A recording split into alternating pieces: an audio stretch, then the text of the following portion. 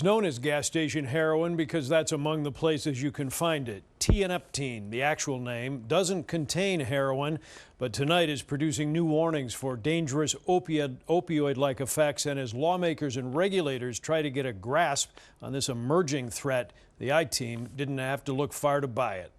Sterile ointment will do. Inside the Illinois Poison Center, staffers noticing an increase in something unusual. Calls about a suspected ingredient causing symptoms similar to opioid addiction, withdrawal, and toxicity. I had a call about a 40-something-year-old male who had been taking 2 supplements. Tianeptine was found in both. Nationally, tianeptine cases are steadily increasing with a record number in 2023. Gas station heroin, as it's known on the street, is not approved by the Food and Drug Administration for medical use, and the agency says does not qualify as a dietary supplement. Overseas, it's sometimes prescribed by doctors as an antidepressant. Anything that's over the counter that is marketed as a supplement is essentially unregulated. And there are some things that are just not going to be safe, and this would be one of those drugs. Liquid or pill form, it can be found at smoke shops, gas stations, convenience stores, and on websites, sometimes marketed as a mood enhancer, claiming to help energy, anxiety, and more. There may be patients who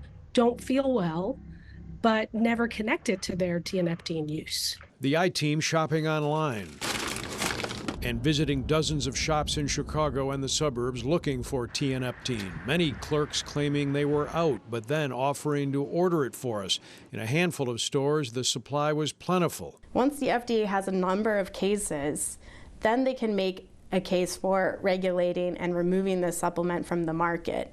But it's a very long and arduous process. They're sold in this kind of regulatory gray area. And what we have found is that these products contain all manner of other things, and that is dangerous. The FDA warning people not to buy any tianeptine products, including those sold under the brand name Neptune's Fix. The manufacturer has since issued a voluntary recall, but adding their distribution channels have not reported any adverse events from the use of its products. The FDA citing reports of serious health risks associated with tianeptine, even death. My belief and opinion that he died of toxic effects of the tianeptine. In Northeast Ohio, the Lorain County coroner confirming for the I-Team tianeptine contributed to the accidental death of 37-year-old Christopher Haggerty last November.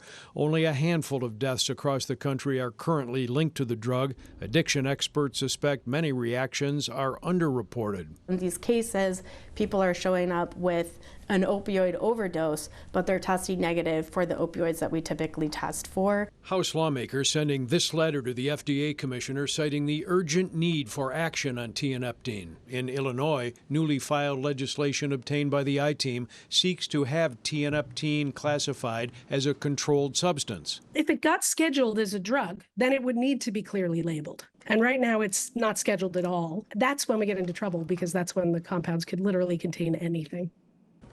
FDA officials tonight tell the I-Team that the agency evaluates reports of adverse effects from products sold as dietary supplements, trying to identify early signs of safety risk to consumers.